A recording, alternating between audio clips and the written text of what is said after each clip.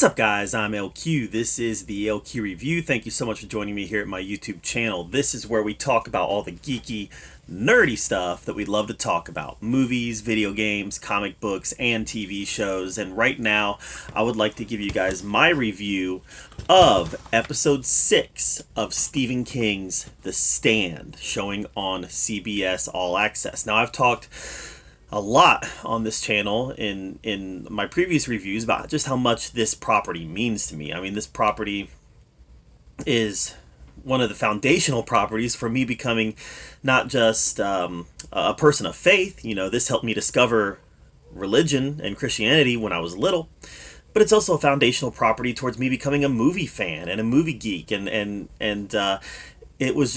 captured my imagination when I saw the 1994 when I watched the 1994 miniseries, and right after I watched that 1994 miniseries, I went out and bought the book, and I've read, I mean, it doesn't sound like a lot. When I say I've read The Stand 4 times, it's a huge book. It's like 1,180 pages. So yeah, I've read it 4 times. So The Stand is obviously something that I care a lot about. And for the most part, I have enjoyed this extremely flawed interpretation of The Stand, and it is, to be fair, extremely flawed. The last episode, I tended to like the last episode. I thought that it was okay. You know, they focused on Las Vegas. We got to see more of Lloyd Henry. I don't care for the interpretation of Lloyd Henry, you know, and I pictured somebody a little more stoic, a little more honorable, somebody who knows. You know, Lloyd Henry is somebody who knows that he's damned for joining Randall Flagg, but he does it because Randall Flagg is the only person who's given him any attention in this world. Meanwhile, this version of Lloyd Henry, I don't think has any idea that he's damned. I think that he is completely oblivious to what's going on. So those are kind of the differences that I see that I don't really care for. You know, this is a Lloyd Henry who's kind of just bouncing around, having fun, like a 16-year-old kid at Vegas, right? Where the Lloyd Henry that I pictured in the book, and the one, even to some degree, the one we got in the 1994 miniseries, was somebody who had a sense of duty, had a sense of honor, had a sense of loyalty, and also was keenly aware of what was happening. Even to the point where people were starting to bail on Vegas, he realized that, you know what, you might be right for bailing, but I gotta stick this out. So I don't care for this version of Lloyd Henry. And, you know, I really didn't care for this episode 6. It was entertaining in its own way. To be honest, it was entertaining in its own way. If I had never read the book, if I had never seen the original miniseries, I would have watched this episode and I would have been entertained by it. And to be frank, I was entertained while I was watching it. But then when I go back and I try to chew on what I watched and think about it, I realized that this episode had a lot of problems. It had a lot of problems. And the main problem that this episode had, the one that strikes me the most, the one that I just cannot get out of my head, is we didn't know Nick. We did not know Nick Andros. We spent very little time with him. His character, out of all the bolder characters outside of, say, probably Bretner, we'll talk about Bretner in a minute, he was extremely underdeveloped. Nick was one of the main characters in the book. One of the main characters in the book. Now, granted, he dies near the end of the second act, but those first 2 acts, he was one of the main characters in the book. Mother Abigail thought that Nick was gonna lead, the people out west. Mother Abigail thought that Nick was going to be the leader. He played a prominent role, and here he just didn't. He just didn't. I mean, we could have deleted his character from the miniseries completely, and it would not have been any different. Just to be clear, Nick did not have that close relationship with Tom Cullen that he had in the book and that he had in the 94 miniseries. Yeah, they met and they traveled together, but they weren't close. Remember Tom Cullen? He saw Nick in his dreams, and Nick talked to him in his dreams, we didn't know Nick.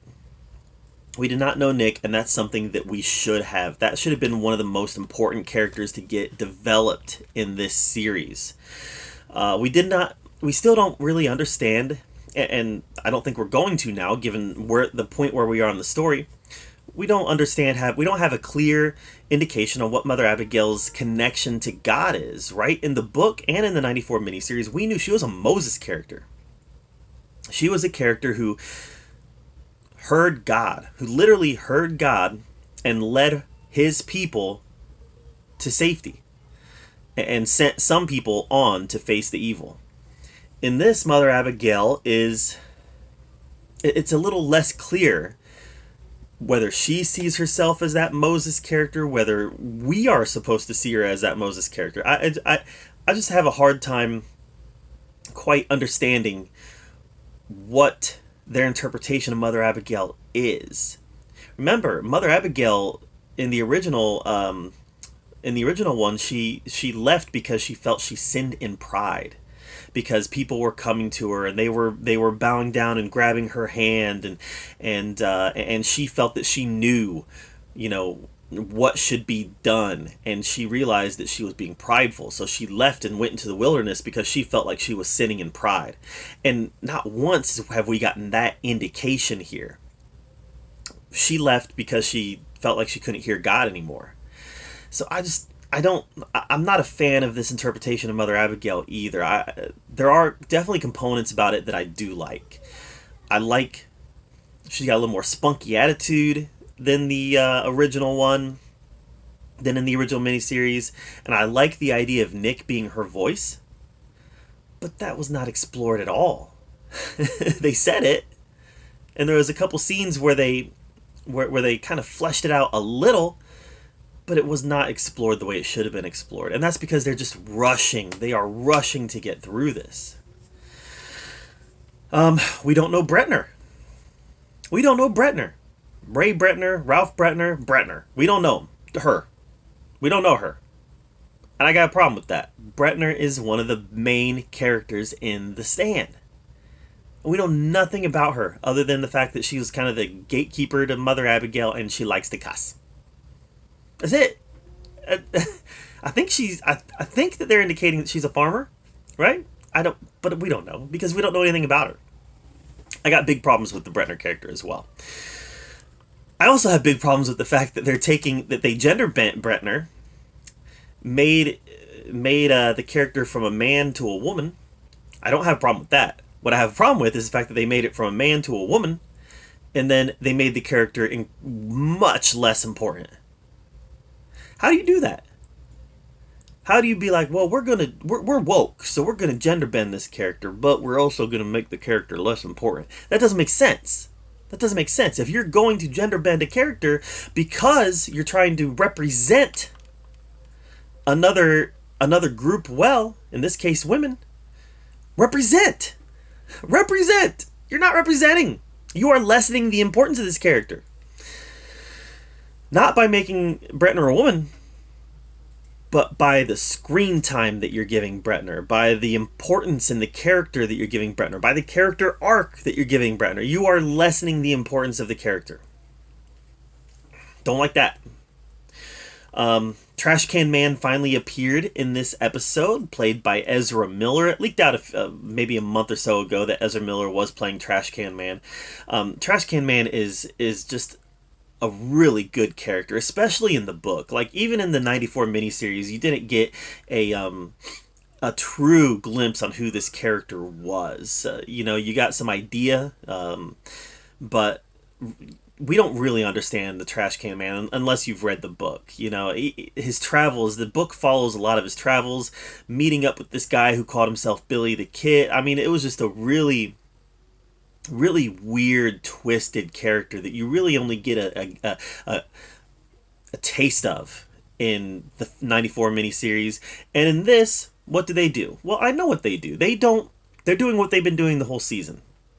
They don't bring a new character in until it's necessary. Okay? Not until it's necessary. Well, okay, it's time.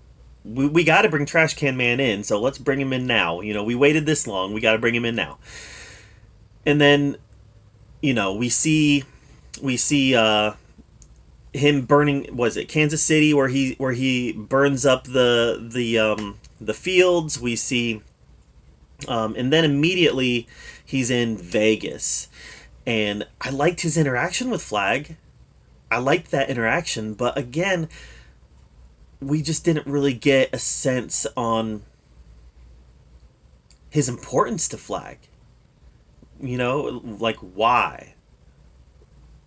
It's just again, it's like they brought him in because they had to, because they were just, this is the beats of the story, and we have to bring this character in, so this is the point we're going to bring him in. We don't need all that other background stuff. That's not important. We're going to bring him in here. And yeah, it just felt like they were just going through the beats of the story.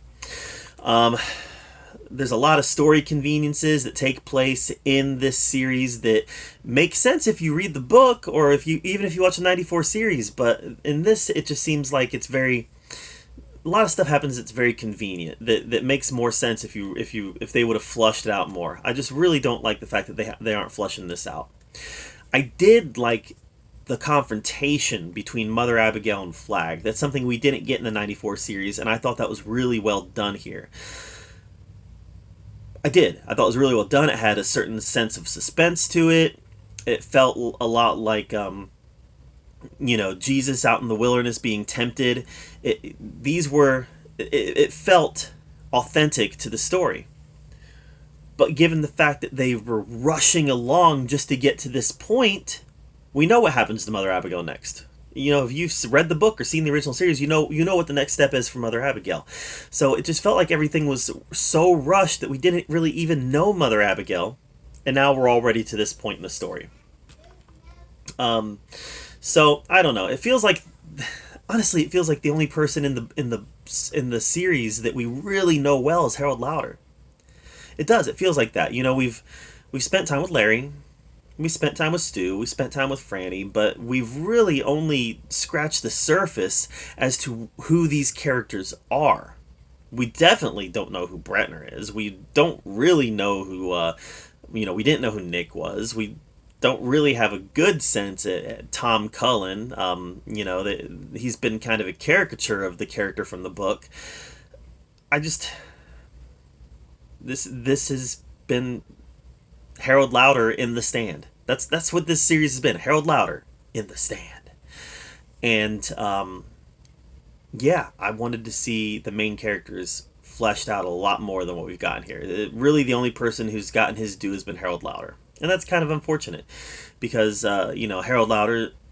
Spoiler alert! I mean, Harold Lauder's not along for the whole ride. So, I don't know. Didn't care for this episode. It was entertaining in its own way, but as a fan of the book, as a fan of the original miniseries, this just, again, it feels like they're just going through the motions. And this is a property that deserved more than that. I'm finishing this out. I'm finishing it out. I love the property so much, and I have a hard time hating it. And I really don't hate this. I don't hate it. Like I said, I was entertained watching it. But it should have been so much more than this. It should have been so much better. And I'm very disappointed. Very disappointed in the way Nick's story ended. Especially the way Nick's story ended. We never knew the guy. And he should have been one of the guys we knew the best. Hey. Maybe one day they'll get it perfect. There's stuff about this I like. There's stuff about this series that I like. There really is. It just feels like a cheap imitation knockoff to the book and the 94 series. And that's too bad because this has such a bigger budget and it's come so much further in terms of what they can do with special effects. Even when Randall Flagg, when Randall Flagg realized that his men killed the judge. Remember in the 94 series, they had the face-changing sequence, and he went all demonic, and in this, his eyes glue a little bit. You guys got a bigger budget! Come on, do better! Alright, guys. I didn't care for this episode, but, we've come too far to turn around now. All right, what did you guys think of episode 6 of The Stand? Let me know in the comments down below. While you're down there, make sure you subscribe to my channel. I put out a lot of content, and I want to make sure that you're up to date with everything that I'm doing. And as always, thank you so much for joining me right here at the OQ Review, where we get to talk about all the geeky, nerdy stuff that we love to talk about. Until next time, we'll see you guys later.